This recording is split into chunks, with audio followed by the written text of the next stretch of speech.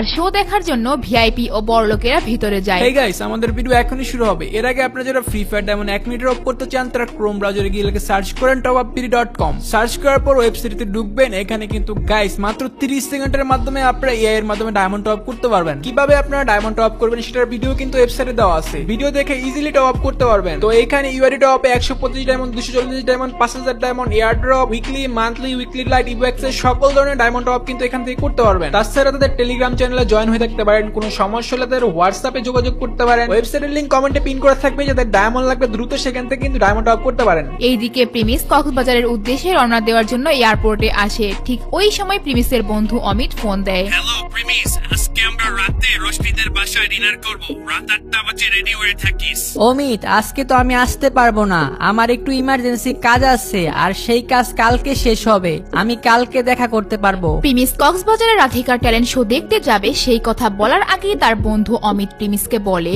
ভাই প্লিজ এমন করিস না, অনেক মুশকিলে রশনির বাবা মা রাজি হইছে।